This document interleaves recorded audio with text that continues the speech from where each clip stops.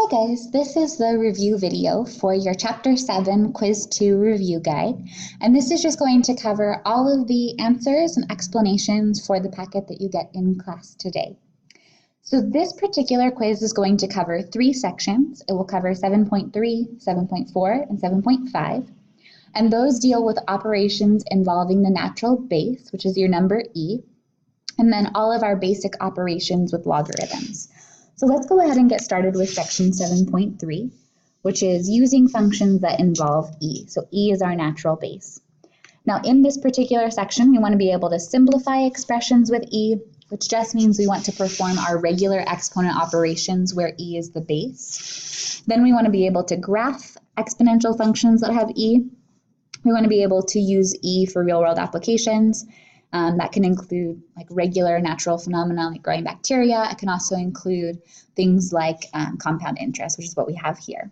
So let's go ahead and get started with problem number 1. Here I have 3 different values that involve e. So because e is the base, I can multiply them together by adding the exponents. So the constants are just going to be multiplied together, which will give me 10. And then when I add these exponents, the negative 2 and the positive 4 will become 2. And then this e to the minus x, that's like saying plus negative x, so I'll just have a minus x here. Now there are 2 different ways that you can write this expression. The way it's written right now might be preferable for some operations. Another way that it could be written is 10e squared. But since there's subtraction also corresponds to division of exponents. So I could write it like this as well. So it just kind of depends on the purpose which operation would be preferred, and either one would be considered correct. So that's our final answer there. Then for part B, I'm analyzing a quartic root function the way that we've done in the past. It's just that the exponent operation inside involves e. So when I go to take the 4th root of 16, I want to think about my list of perfect quartic values. And 16 happens to be the first one on the list. It's 2 to the 4th. So I can bring it out in front of the operation as a 2. And then with the e to the 24x, I just divide by the value out front. So this is going to become e to the 6x. And that's my final answer there. Next up, we have some graphs. So with our graphs, when we have e as a base, it's an exponential function. So it's going to look very similar to the graphs that we saw on our mini quiz with 7.1 and 7.2. It's just that the value that we're raising to the exponent happens to be e, so we're going to get a lot of decimals when we're working here. So we want to graph, and I would recommend picking 2 positive, 2 negative, and 0. So let's do -2, -1, 0, 1, and 2. And let's plug these into our function. So 2 times e. This exponent will become a -4 when x is 2, and then I'll add 1, so this value becomes 1.04 if I round to 1 decimal place. And then I'll have 2e to the -2 when I plug in -1, plus 1 becomes 1.27. Then when I have 0, anything to the 0 power is just 1, so this will be 2 times 1 plus 1, so that's going to be 3. When I plug 1 in, that becomes 2e squared. 2e squared and then plus 1. I end up with 15.78. And then when I plug 2 in, I get 2e to the 4th. This is going to be a pretty big number, plus 1. This is 110.20. Those are the values that I'm getting here. So I just want to plot those on my graph. So I have -2, -1, 0, 1, and 2. And so 1 is right about here. So my -2 is kind of right here. And then my -1 is a little bit higher. At 0, I'm at 3. So this point crosses right here. And then this graph gets pretty big pretty fast, which is what we would expect for exponential growth. So 15 is probably right about here. And then this is my 1. My 2 is probably off the chart. It's kind of way up here. So then if I go to connect those points, I'm going to see that general trend that we've come to expect with exponential growth graphs.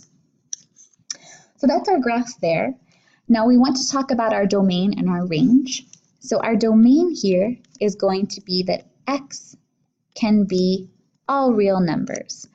So that is true for any kind of exponential function, whether that's 3 to the x or 5 to the x. That is always our domain. And then our range is where we need to consider what values are possible. So my range here is actually going to be determined by the constant that I have out here. Because for most exponential functions, the range is that y is greater than 0. So since this function has then been shifted up 1, I technically have a horizontal asymptote right here at 1 that my graph will approach but not ever touch. So what that means is for my range, my y values must be greater than 1. On the next page, we have another exponential graph, and I would recommend picking either the same 5 points or just any other positive and negative combination that you like. So we can do -2, -1, 0, 1, and 2. And then again, we're just practicing our calculator work here. So when I plug in -2, that's going to become a -1 in the exponent. Or I'm sorry, that will become a +1 in the exponent. So I'll end up with about 2.72, and then I add the 2, so this will become 4.72. When I have -1 in the exponent, that will become +1/2 as the exponent, so 1 over e to the 1/2. And then I'm subtracting 2, so this will end up being -0.35. When I plug in 0, anything to the 0 power is just going to be 1. And so then when I subtract 2 off, I'll end up with -1 here. When I plug in 1, get e, I get -1.39. And then when I plug in 2, let me get this last value out with my calculator, I end up with -1.63. So this one is going to scale a little bit better to our graph. I've got -2, -1, 0, 1, and 2. And then my -2 value, I can go up 1, 2, 3, 4, 5, and it's going to be just before the 5. And then at -1, I've already crossed the axis, but I'm really, really close. And then at 0, I'm at -1. At 1, I'm at -1.39. And then at 2, I'm at -1.63. So I want to go ahead and connect these points.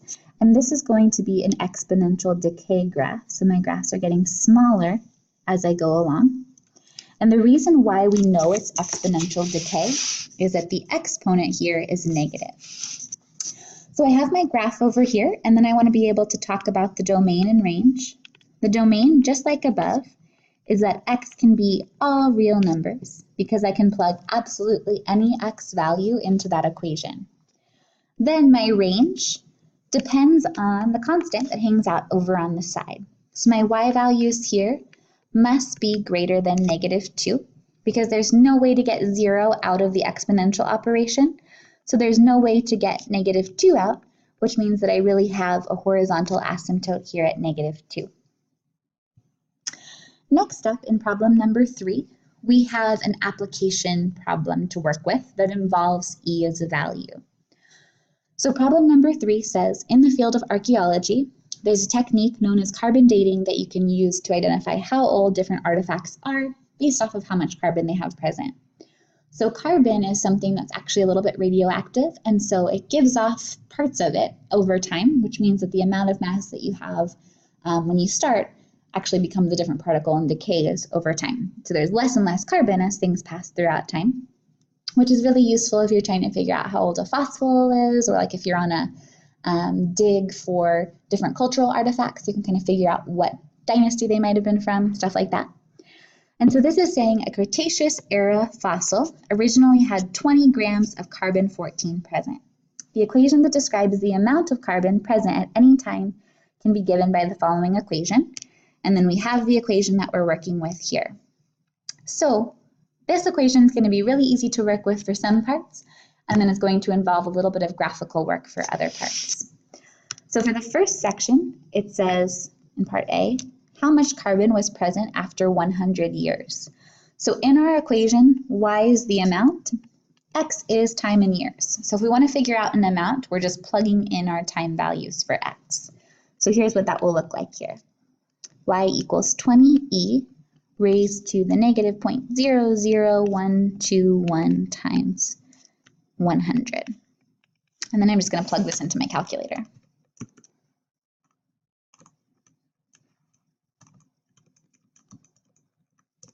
And so I get 17.721 grams when I do that.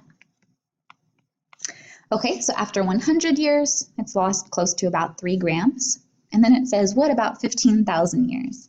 So if we do 15,000, we have 20e raised to the negative 0.00121 times 15,000. So quite a bit more time. So if I plug this all in, 0.00121 times 15,000, and I'll see what I get out here. Okay, so for 15,000, I'm getting a pretty tiny number. I have 2.622 times 10 to the negative 7 grams. So it's probably almost undetectable at that point. So anytime I'm asked about time with this equation, I'm just plugging into the equation itself for a given value. But then for part B, it says graph the function and then find when does the amount of carbon in the fossil reach 5 grams. So if you want to graph, it's obviously going to be a lot easier if we graph on Desmos, and it's going to be really easy to see when things happen. So you may want to try your graph out first on Desmos and then see if you're going to be able to get the same results as when you graph on your graphing calculator. So if you're going to graph on your graphing calculator, you want to go to your y1 equals, and you want to input the original equation. So that's your 20e, and then your exponent button, and then you've got negative 0.00121, and then times x, because x is time, but it's just a variable for the equation. Then on y2, what you want to include is your 5, because we're interested in when that function hits 5. So it's going to be easy to see if we have a horizontal line that represents that point. Now, if you want to go and modify your x and y values, one thing that we can do is we can make our x min and our x max, and then our y min and our y max values that will be useful to us in visualizing what's happening. So as far as our y min, the least amount of carbon we could have would be 0, and the most we could have is what we started with, which is 20. Now the x min and x max are a little bit harder. I would just do what we've checked before. So 0 time has passed would be 0, and then the maximum would be 15,000. And we can definitely modify that if we need. So I'm going to go ahead and plug these into my calculator. So I've got negative 0.00121x, and then on the second line down, I'm putting 5. I'm going to modify my window so that way I can hopefully get a pretty good picture of what's going on in the graph. So I've got 0 to 20, and then I'm graphing, and okay, I can pretty clearly see what's going on with my exponential decay function. So I've got something like this for that graph. And then after that one plots, I can see the 5 gram line come as well. So I'm interested in this particular intersection point. And remember, you can use the second trace and then the intersect button, which is your 5th one, to find when that occurs.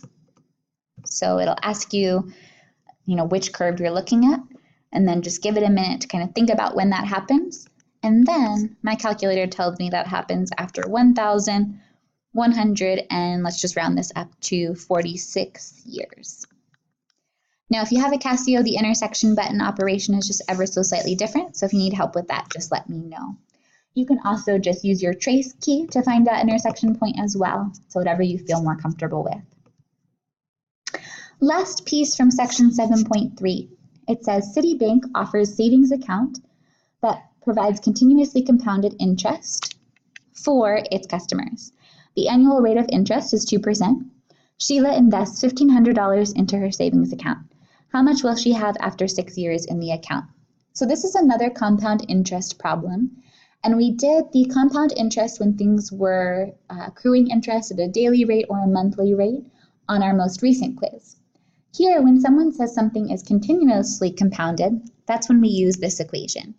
P(e) to the RT, which is sometimes referred to as your PERT equation, like the shampoo. And so all that this means is the amount that you end up with is equal to your starting amount, which is what we call our principal. And then the principal is multiplied by e raised to the rate times time. So if I'm trying to figure out how much money Sheila's going to have after 6 years, that amount is equal to her principal, so what she started out with, 1,500, times e raised to the 0.02 is her r value, and then times 6 is her time value. So let's just go ahead and define those. So this guy is our rate, so that way if you study from this, you have those really easily accessible. This is your time, or your t in years. And then this guy here is your principal, or p. So then I'm just going to plug that directly into my calculator. 1,500 times e raised to the 0.02 times 6. And so the amount that we get out is 1,691.25. And so not a super high interest rate, so Sheila's not going to make a ton of money, but that's the most she could possibly make at that given interest rate. All right, guys, next up we have section 7.4, which is all about evaluating logarithms and then graphing logarithmic functions. So here's what we want to be able to do from this section. We want to be able to rewrite logarithms and exponents, and then vice versa. We want to be able to evaluate logs. We want to be able to solve for logs and exponents and their inverse equations, and then we want to be able to graph logs. So rewriting is pretty easy. This problem, problem number 5, is just asking you to be able to go from exponential form to logarithmic form, and then vice versa. So this is in exponential form. If I want to write it in logarithmic form, remember that if you have something that looks like this, a to the b equals c, that's exponential form. The corresponding logarithmic form looks like this. So we're just rearranging values in the equation. So 5 to the third equals 125 is the exact same thing as saying log base 5 of 125 is equal to 3. Same thing for b. I can say log base 2 of 1/16 is equal to -4. So anytime you see fractions or the fraction is less than 1, you know you're going to have a negative exponent. Then here I can say log base e of 1 is equal to 0. But usually instead of saying log base e, I want to use the natural log notation. So natural log of 1 is equal to 0. And that expression means the same thing. Now I want to reverse the process. So instead of writing exponents as logs, I want to be able to write logs as exponents. So for part D, my log is in base 7. My exponent is this piece, 2. And my result is what's inside the argument of the logarithm, so 49. Over here on the right, notice that there's no log written. So if there's no log written, we assume we are in the common log form, which means our base is 10. So here I'm going to have 10, and then this is my exponent, equals 1,000. Down here for part F, my base is 2. So I have 2 raised to the 9th as my exponent, is equal to 512. G is another operation that involves the natural log. So I'm going to go ahead and rewrite this as log base e first, just so I can check out what's going on here. So that means my base is e, the exponent value is 2, and then the result is e squared. So I just have e squared equals e squared. Last one, my log base is 11, so my exponent base is 11. My exponent is -2, and that is equal to 1 over 121. Problem number 6 is also emphasizing rewriting expressions. So here, I want to rewrite this exponential expression, 3 to the x equals 81, as a logarithm. So I'm going to have the same base. I'll have log base 3, but then my values essentially switch sides on the equation. So this says log base 3 of 81 is equal to x. So that's really asking 3 raised to what power becomes 81. and the answer is going to be 4. And if you want to confirm that in your calculator, you can use the change of base formula, or if you have the capability on your calculator, you can plug it in directly, and it should confirm that result as well. Then next up, we have 4 to the x equals 1 over 64. So here, same thing. My base is the same as my exponent base, so I'm going to have log base 4, but then my x and my 1/64 switch sides. So I'll have 1 over 64 equals x. I see that I have a fraction that is smaller than 1, which means I'll have a negative exponent. So the easiest way to think about this is how to get your number from your base to the number in the denominator. So if I want to go from 4 to 64, I cube it, but then because it's down in the bottom, it's going to be negative. So my x value is going to be -3 for this result. Number 7 says, in each of the following expressions, you're given an exponential or a logarithmic expression. Find the inverse of each equation given. Note, it's useful if you can find the domain and range without even having to graph. And that's something that I would really stress with exponents and logs. It's just good to know what you can plug in, so what your x values are, what your domain is, and then what you can get out, so what your range is. So we've got some easier ones and some more challenging ones here. If I'm given the equation y equals 5 to the x, the way that I can figure out its inverse is just by switching the variables. So I can say x is equal to 5 to the y. But then I want to get y by itself. The only issue is it's stuck up in the exponent. And so the only way to get it out of the exponent is to use logarithms. So I'm going to take the logarithm of both sides using the same base that I have up above. So I'll have log base 5 of x equals log base 5 of 5 to the y power. Now the reason I want to do that is because now this log base 5 and this 5 is an exponent will cancel each other out, and I'll just have a y on this side. So I'll have y equals log base 5 of x. And so y is fully isolated, and so this is my final answer.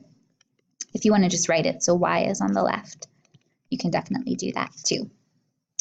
So if I'm interested in figuring out the domain and range of this guy without a graph, all I want to consider is that I can't evaluate a log of 0 or anything smaller than that.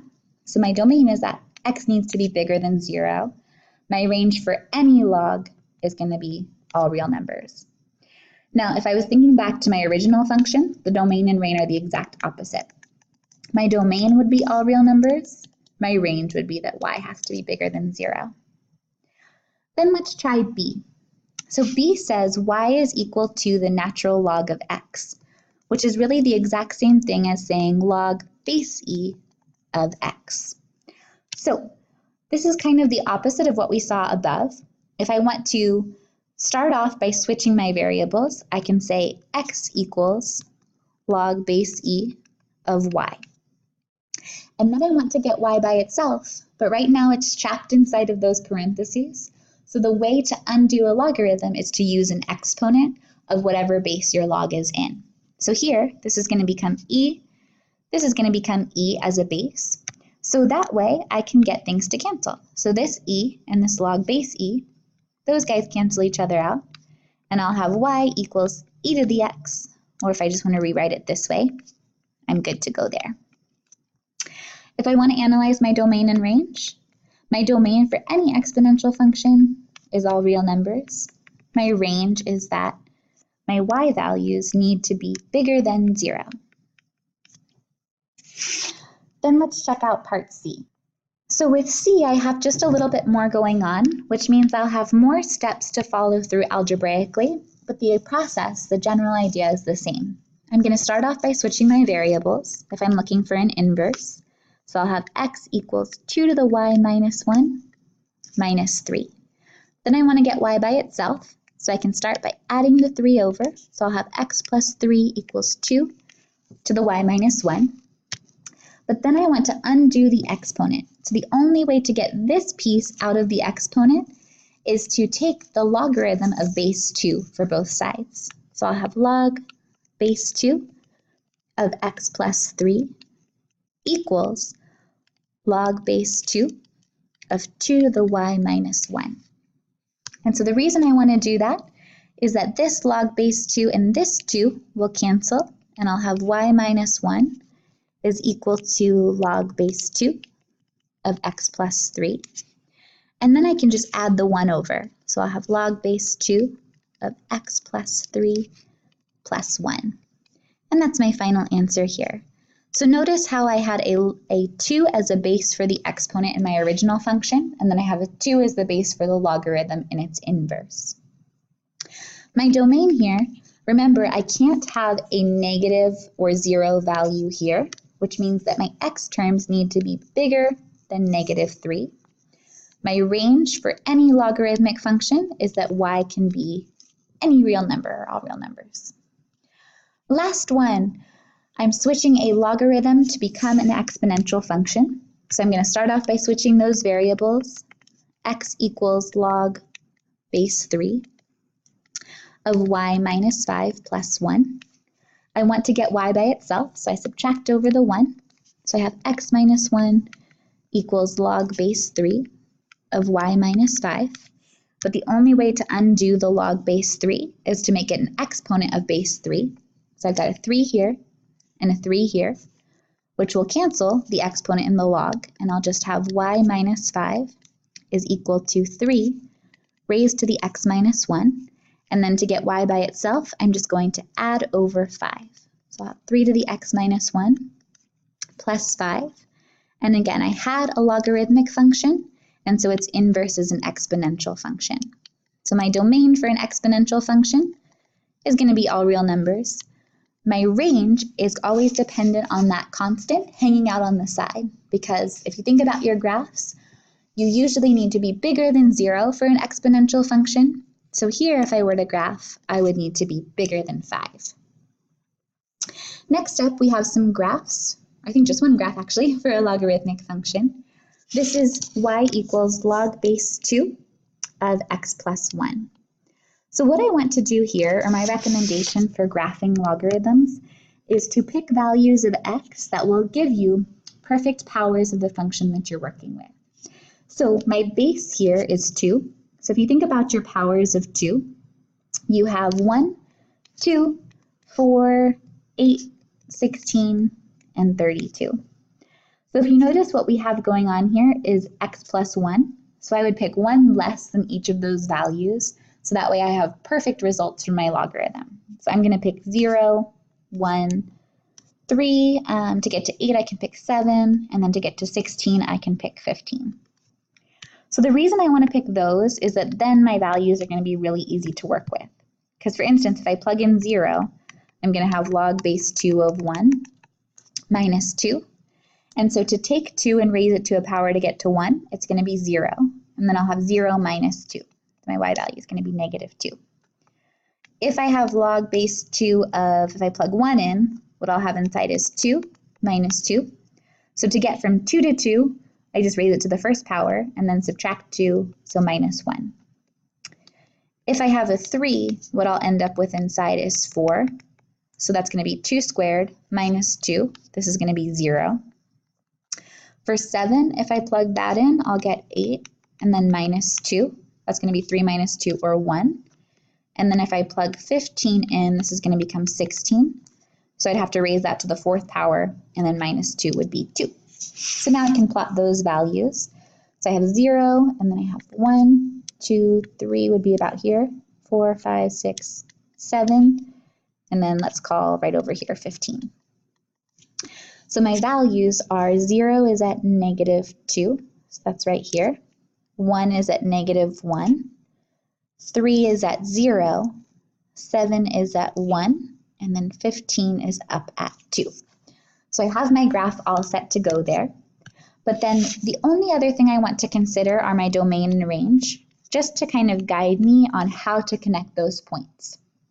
So remember, I need to take whatever's inside of the argument, the x plus 1, and that needs to be bigger than 0. So x needs to be bigger than negative 1. So you might find it useful to draw in a boundary or an asymptote at negative 1. So that way you know that your graph is never going to cross that point. My range, as with any logarithmic function, is going to be all real numbers. So if we connect the points on this graph, it's going to kind of come down here and then hug the line of -1. Last section are properties of logarithms. So this is what we did in class yesterday, the section 7.5. And the material you want to be able to do from this section is to work with your product rule, your quotient rule, and your power rule. You want to be able to expand your logarithms and condense them, and then just make sure you can use change of base or another operation to evaluate logarithms in your calculator. So number 9 is all about expanding logs. So for A, we have log base 3 of 9x. So the 9 and the x are multiplied.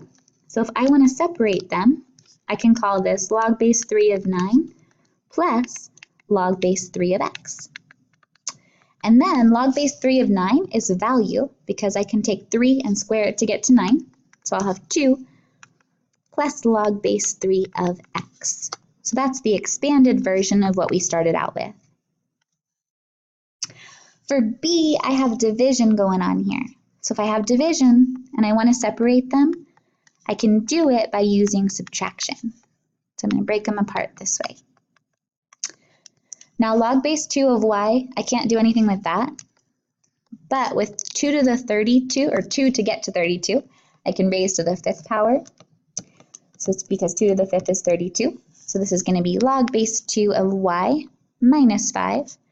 That's the expanded version of what we started out with. Next up, we're going to use the power rule.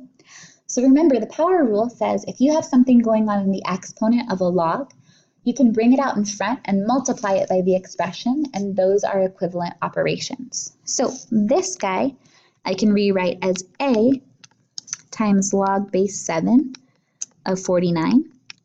And then log base 7 of 49, 7 to what power is 49 is just 2. So this is going to become a times 2, or if I just want to write it as 2a, that's my expanded version of what I started out with. If I look at D, this one's a little bit funky because I have a cubic root. So this is where our knowledge of fractional exponents needs to come back into play. I can rewrite this expression here as log base 2 of x to the 1/3 power, and that means the same thing. So then if I want to apply my power rule, the 1/3 can come out in front, and I'll have 1/3 log base 2 of x. There's nothing else I can do with that one, but that is in the expanded version of the log. Next up, E, this one's really similar to the example we did in class yesterday. So this one has all 3 operations going on. It has multiplication, it has division, and it has exponents. So I like to take it one step at a time. First up, I see this division operation, so I'm going to use subtraction to break them apart first. So I'll break apart what's up top in the division, and then I'll subtract off what's down below in the division. Then the 25 and the x to the 7th are multiplied, so this operation's multiplication, which means I can split them up using addition. So I'll have log base 5 of 25 plus log base 5 of x to the 7th minus log base 5 of y. Now here I can actually do 2 more steps to simplify it to its final answer. Log base 5 of 25, that's just asking 5 to what power is 25, and that answer is 2. And then here I can use my exponent rule to bring this expression out to the front. So I'm going to have 2 plus 7 times log base 5 of x minus log base 5 of y. Can't do anything else to simplify at that point, so that's going to be my final answer for my expansion. Now this next one, S, it's kind of your bonus one, because this one has multiplication, it has 2 or 3 exponents, and it has division. So this one, I will post the solution for you. And then if you would like to try to earn the bonus point on tomorrow's exam, just look through the solution and let me know if you have any questions.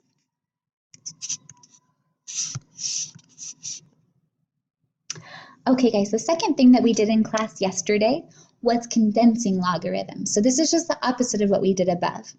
Instead of taking a single logarithm and breaking it out into its component parts, we're going to build the parts back together to make one single logarithm. So here we're looking at the natural log of 4 minus 3 times the natural log of 2 plus the natural log of 48. So we can only do these operations when all of the logs are the same base, which they are here, so we're good to go. So I'm going to start off by reversing the power rule here and moving this 3 inside. So I'm going to have natural log of 4 minus the natural log of 2 cubed plus the natural log of 48. So now, in between my first two operations, there is subtraction, which means I can rewrite them as a single logarithm using division. So this will become natural log of 4 over 2 cubed, and then I have plus the natural log of 48. So then you might want to simplify expressions as you go along, or you're welcome to wait until the end as well. So these two logs have addition in between, which means I can simplify them by using multiplication. So I'll have the natural log of 4 over 2 cubed, and then that result times 48. So I can work backwards with my product rule. Then if I just plug this whole thing into my calculator, 4 divided by 2 cubed becomes 0.5 or 1/2, and then times 48, this just becomes the natural log of 24. And I'm going to leave it in exact form, so I'm not going to get a decimal approximation there. B, very, very similar operation. 5 times log base 3 plus 2 times log base 9 minus log of 2. All the same logarithms, so I can put them back together into a single value. Here I'm going to have to use my power rule twice, though. So this 5 is going to become an exponent in here. This 2 is going to become an exponent in here. So I'm going to have log of 3 to the 5th plus log times 9 squared. And I still have minus log of 2. Now the log of 3 to the 5th plus the log of 9 squared, those are added, so I can put them into a single log using multiplication. So I can say log of 3 to the 5th times 9 squared, and then I have minus log of 2. And then there's subtraction happening in between, so I can rewrite them using division. So I can say log of, and then I'll have 3 to the 5th times 9 squared all over 2. So I think I'm going to end up with some big numbers here. 3 to the 5th is 243 times 9 squared, I get 9,683. And so if I try to divide that by 2, I get a decimal. So I would just leave it as a fraction over 2. So 19,683 over 2. That's my simplified or my condensed version of the expression that I was given to begin with. Very last thing to do, you guys, is just making sure you can evaluate logs in your calculator, either using the change of base formula or if you have specific logarithm capabilities. Here I have log base 8 of 93. So you do want to know what your value is going to be before you go to plug it into your calculator. So I know that 8 to the 1st is 8, 8 squared is 64, and then 8 cubed is some bigger number. It's 512. So since 93 is in between 64 and 512, I know this logarithm is going to be in between 2 and 3, or the exponent values. But the way I can find that in my calculator is just using my change of base. I can say log of 93 divided by log of 8, and I can see what that will give me as my output result. So log of 93 divided by log of 8 equals about 2.18. Then I have log base 3 of 54. So here I know 3 to the 1st is 3, 3 squared is 9, 3 cubed is 27, 3 to the 4th is 81. So I know that to get to 54, my exponent needs to be between 3 and 4, because 54 is between 27 and 81. And I can evaluate that in my calculator by taking the log of 54 and dividing it by the log of 3. And remember, you can use natural log too. It doesn't matter, it's going to work out either way. And then I'm dividing by log base 3. And so I get 3.63 as my final answer. So that's it, you guys. This is a very in-depth review of the material. You can expect that of the 11 questions provided on this review guide, where there are multiple parts, you'll have essentially one question per section. So your quiz will be 11 shorter questions total tomorrow. So please let me know if you have any questions. Otherwise, that bonus solution will be online for you to take a look at. Thanks, guys.